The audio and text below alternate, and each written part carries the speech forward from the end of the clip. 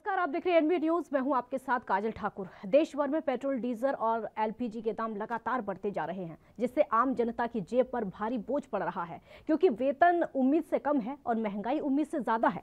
उधर इस कोरोना काल में लोगों को राहत देने की बजाय मोदी सरकार पूरी तरीके से अपनी जेबें भर रही है। दरअसल पेट्रोल डीजल की कीमतों में लगातार बढ़ोतरी दर्ज की जा रही है। जहां पेट्रोल के दाम 100 रुपए के पार हो गए हैं, तो वहीं डीजल के दाम भी शतक मारने वाले हैं। आम लोगों का कहना है कि वो जो कमाते हैं वो गाड़ी में पेट्रोल डलवाने में निकल जाता है और बचत शून्य है। उधर राजधानी दिल्ली में 1 लीटर पेट्रोल की कीमत 100 को पार करने वाली है। आपको बता दें कि बेहद करीब है 100 के।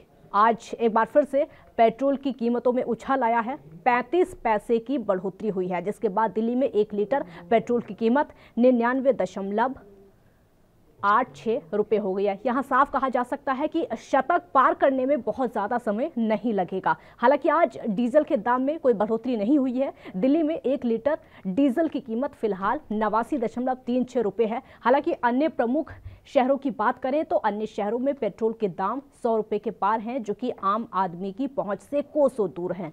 मुंबई में पेट्रोल की कीमत 105 रुपए इससे ज्यादा हो चुकी है, जबकि चेन्नई की बात करें तो यहां पर शतक लग 9 रुपए है। कोलकाता की अगर बात करें तो यहां पर पेट्रोल की कीमत जो है 3 अंकों के करीब पहुंच चुकी है। यानी आज सुबह का भाव आपको बताएं तो 99.80 रुपए प्रति लीटर बिक रहा है। हालांकि मुंबई, चेन्नई और कोलकाता में डीजल की कीमत जो है वो 96.91 रुपए, 93.91 रुपए और 92.27 रुपए प्रति लीटर है। उधर एलपीजी की कीमतों में भी उछाल लगातार देखने को मिल रहा है। मुंबई में 14.2 किलो का एलपीजी गैस सिलेंडर 834.50 रुपए है, जो कि पहले 809 रुपए था। इन सबके बीच में देश भर में बढ़ती महंगाई को लेकर प्रदर्शन जारी है। आज कानपुर में समाजवादी पार्टी की ओर से पेट्रोल, डीजल और एलपीजी के बढ़ते दामों को लेकर प्रदर्शन किया गया। देखिए तस्वीर आपके सामने है, क्योंकि विपक्ष लगातार सरकार पर हमलावर है।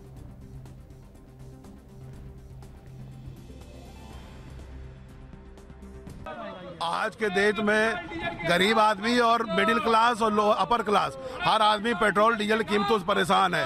इन्होंने कहा था अच्छे दिन आएंगे, अच्छे दिन आ गए। 100 रुपए पेट्रोल हो गया, 90 रुपए डीजल हो गया। किसान भी मरा जा रहा है। सब्जियां, हर चीज के दाम बढ़े हुए हैं, क्योंकि पेट्रोल डीजल के दाम बढ़ गए हैं। उसकी वजह से सारी चीजों के दाम बढ़ गए हैं। कमर तोड़ महंगाई है। 200 रुपए लीटर सरसों का तेल है। अब हम लोग गरीब आदमी के जो घर पर रसोई से सिर्फ नमक बचा है, बाकी चीजें सब खत्म हो गई है।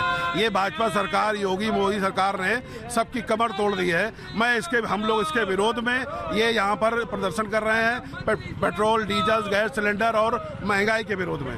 और डेली पेट्रोल के रेट बढ़ रहे हैं। काम धाम, नौकरी वोकरी वैसे नहीं है। लोगों के पास बहुत समस्या खड़ी हो रही है और महंगाई तो हाई रेट हो रही है। बिल्कुल बढ़ रहे हैं, कल भी बढ़े थे, आज भी बढ़े हैं। रोज रेट बढ़ रहे हैं पेट्रोल के, जिससे बहुत दिक्कत आ रही है। पेट्रोल लेने में भी दिक्कत आ रही है।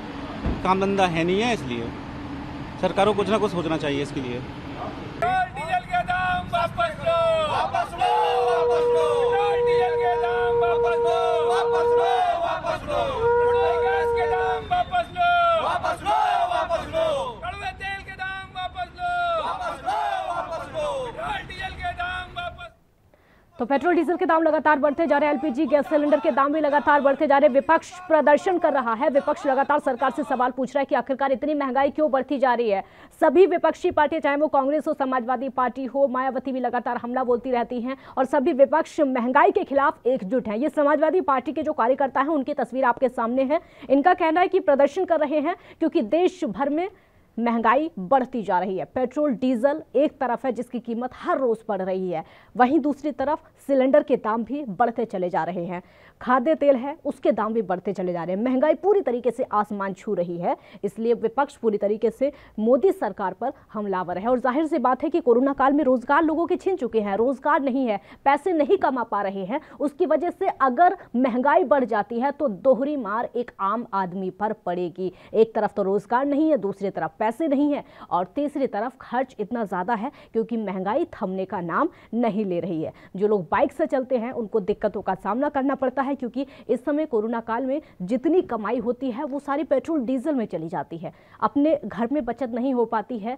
अगर दूसरा समय है तो बात दूसरी है क्योंकि कोरोना काल से अभी अभी देश उभरा है, हालांकि दूसरी लहर जो है अभी पूरी तरीके से खत्म नहीं हुई है, पूरी तरीके से पार नहीं पाया गया है। उसी बीच में ये दिक्कतें लगातार बढ़ती जा रही है। हमने देखा है कि जब से बंगाल इलेक्शन खत्म हुए हैं तब से पेट्रोल डीजल के दाम लगातार बढ़ते जा रहे हैं, हर रोज पेट्रोल डीजल के दाम बढ़ते हैं। हालांकि विपक्ष तभी से सवाल पूछता है, सरकार का साफ कहना होता है, एक ही जवाब होता है कि जो पेट्रोल डीजल के दाम है वो अंतर्राष्ट्रीय बाजार तय करता है, सरकार तय नहीं करती है। हालांकि एक आरटीआई में खुलासा हुआ है कि सरकार को वैट की वजह से 50 से ज़्यादा करोड़ का लाभ इसकी वजह से होता है। कीमत भले ही अंतर्राष्ट्रीय बाजार से तय होती है लेकिन सरकार को फायदा होता है। दूसरा तर्क सरकार का ये होता है कि अगर राज्य सरकारें अपने अपने स्तर पर वैट को कम कर देती हैं तो लोगों की जेब पर असर थोड़ा कम होगा, लोगों की जेब पर बोझ थोड़ा कम पड़ेगा। लेकिन राज्य सरकारें अपने स्तर पर वैट कम नहीं करती है, चाहे वो कांग्रेस की सरकार हो या फिर बीजेपी की सरकार हो, एक दूसरे पर ठीकरा फोड़ा जाता है। मुद्दा चाहे जो भी हो, मुद्दा कोरोना को हो, इलेक्शन का हो, महंगाई का हो या फिर रोजगार का हो।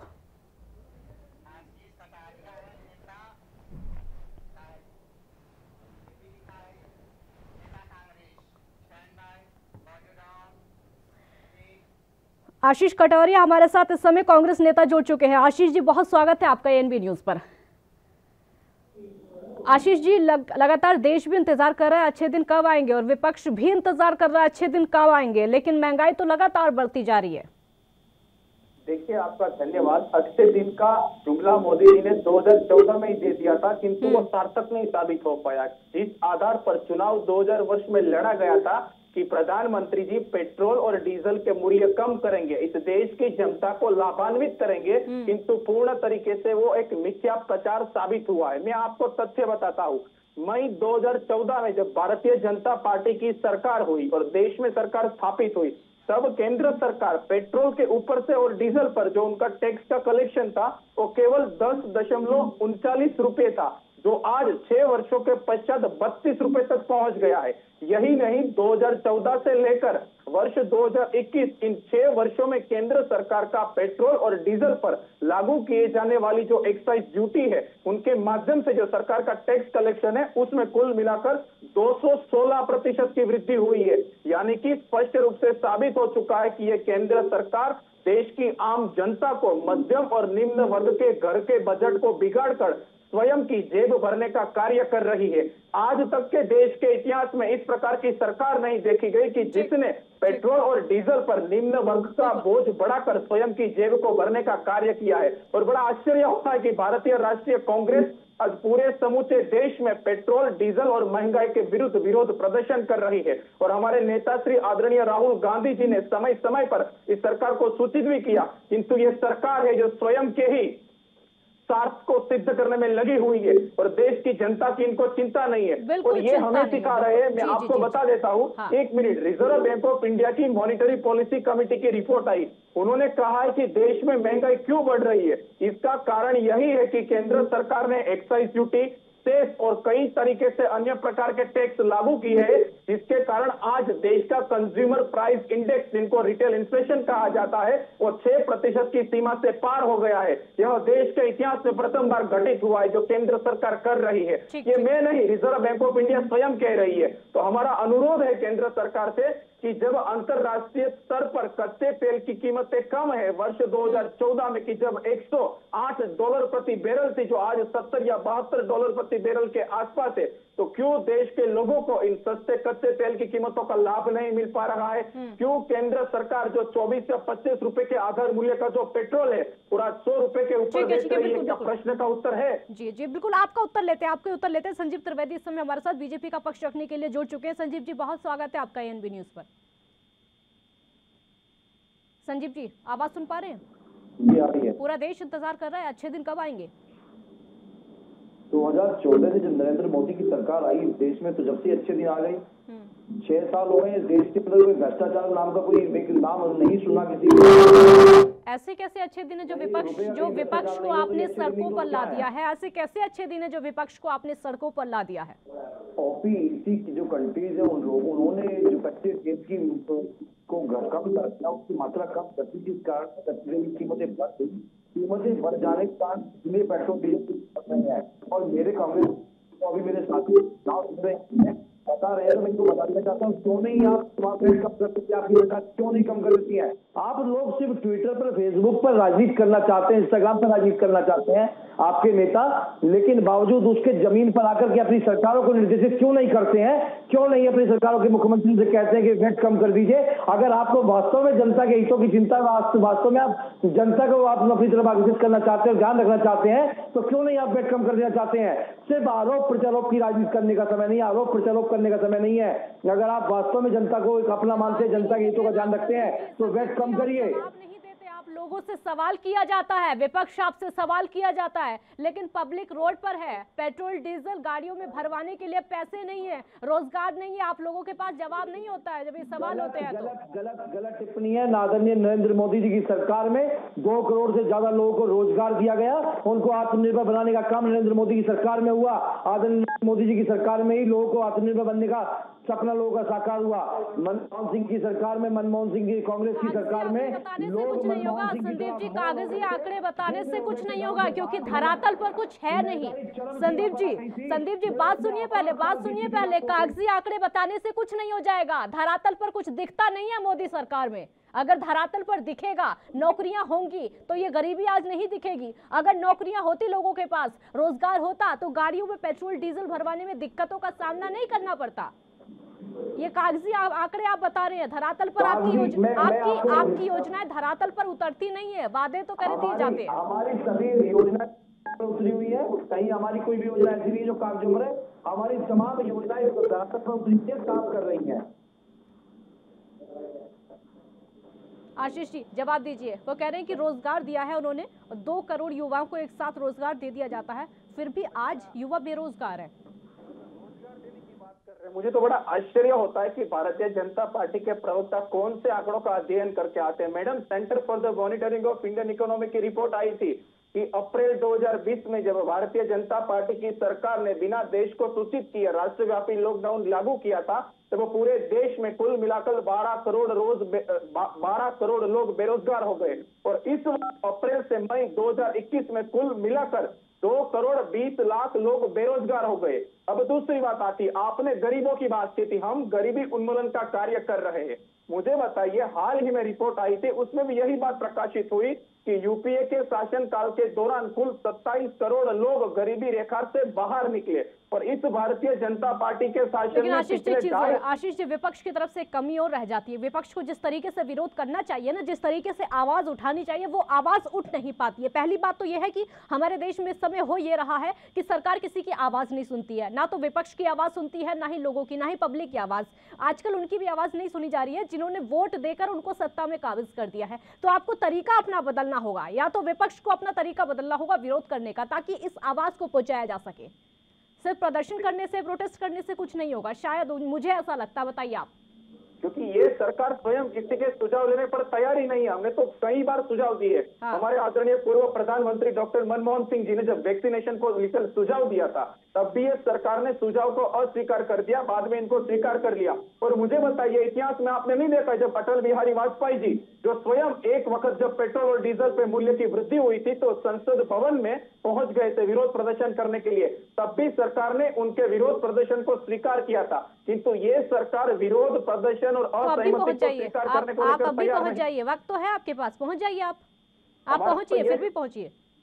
मैडम, जिस तरीके से देश में सेडिशन लॉ का उपयोग किया जा रहा है, देशद्रोह का कानून लगा दिया जाता है। मॉनसून सत्र शुरू होगा ना, विपक्ष को मौका मिलेगा, मॉनसून सत्र शुरू होगा, आप फिर पहुंच जाइए संसद। तो अवश्य हमारे नेता आदरणीय राहुल गांधी जी ने सभी सांसदों को बताया भी है कि हम पेट्रोल और डीजल के मूल्य की वृद्धि का मुद्दा संसद भवन में उठाएंगे, क्योंकि भारतीय राष्ट्रीय कांग्रेस देश के लोगों के लिए कार्य करती है, न कि देश के ठीक है संदीप जी, ठीक है संदीप जी, संसद भवन में पेट्रोल डीजल और महंगाई का मुद्दा उठेगा, सरकार का जवाब क्या होगा?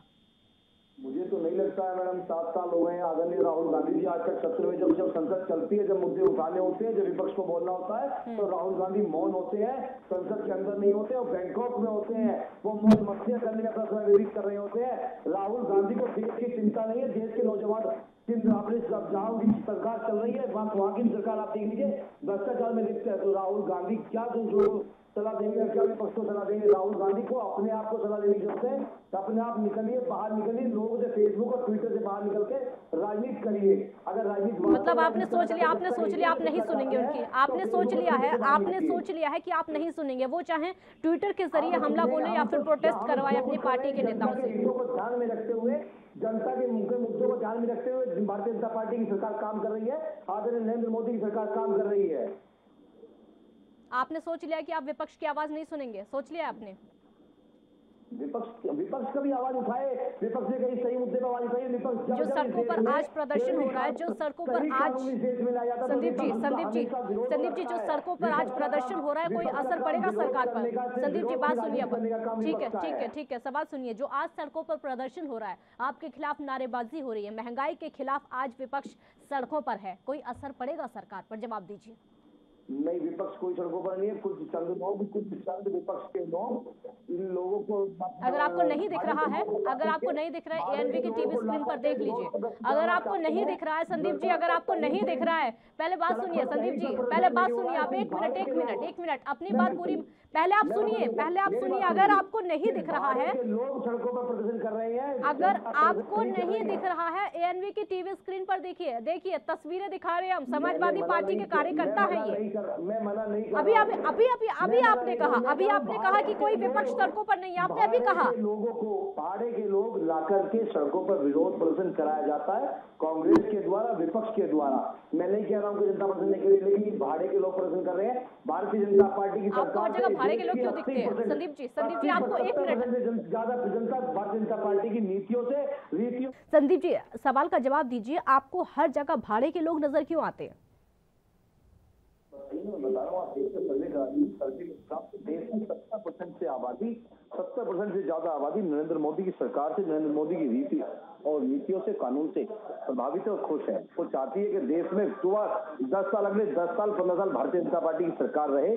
देश के लोग नरेंद्र मोदी की सरकार से, नरेंद्र मोदी की एनडीए की सरकार से खुश हैं। और मैं कह रहा हूँ, वो उनको ना कहीं कोई महंगाई का मुद्दा देश में नहीं है, सिर्फ विपक्ष के यहाँ लुटियंस जोन में विपक्ष महंगाई का मुद्दा, और पूरे देश भर में कहीं महंगाई का मुद्दा नहीं है। आप देखिएगा 6000 रुपए क्विंटल का मूल्य, अगर सरसों के तेल का मूल्य देखिए तो नरेंद्र मोदी की सरकार देती है।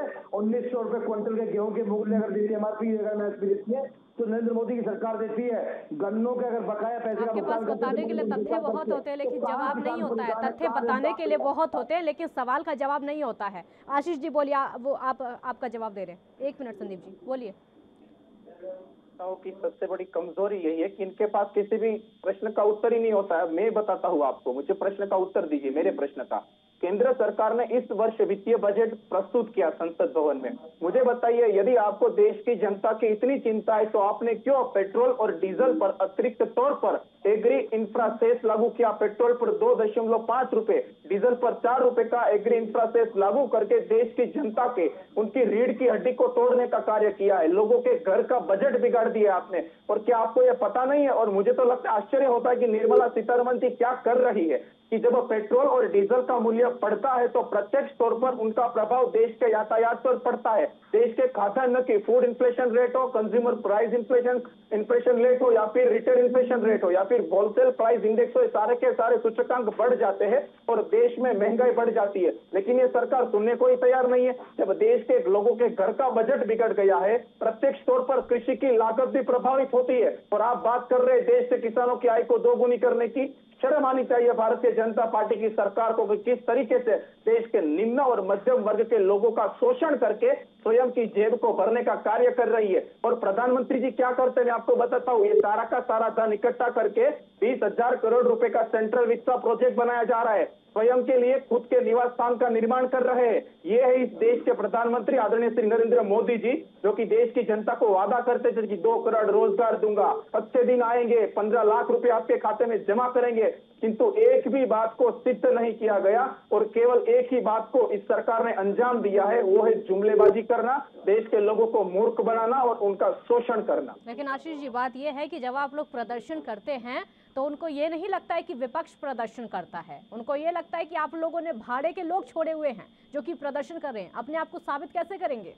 देखिए, ये उनकी परिभाषा है, हम कभी भाड़े के लोग लाते नहीं है। यदि सुन लीजिए, यदि यही बात होती तो देश के स्वतंत्रता संग्राम में भाड़े के लोग नहीं होते। पूरा देश भारतीय राष्ट्रीय कांग्रेस पार्टी के साथ खड़ा था। तब आरएसएस भारतीय स्वतंत्रता संग्राम में हिस्सेदारी नहीं ली थी, मैं आपको बता देता हूँ। इसीलिए इनके पास प्रश्न का उत्तर नहीं होता है, क्योंकि उस समय भाड़े के लोग नहीं थे। पूरा देश भारतीय राष्ट्रीय कांग्रेस के साथ मिलकर इस देश की आजादी के लिए लड़ रहा था, लेकिन आरएसएस देश विरोधी कार्य में संलिप्त था।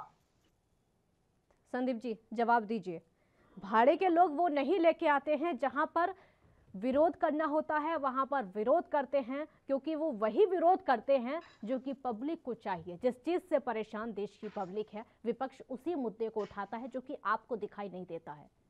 मुझे को दूसरी ओर ले जाना, एक मिनट से दूसरी तरफ ले जाना चाहता हूँ। क्या वो भाड़े के लोग नहीं थे जो 3 दिन पहले यूपी गेट पर गाजीपुर बॉर्डर पर वाल्मीकि समाज के नेता के ऊपर प्रदर्शन के ऊपर लाठीचार्ज करते हैं, जो तथाकथित किसान गुंडे बैठा रखे हैं कांग्रेस पार्टी ने, विपक्ष के नेताओं ने?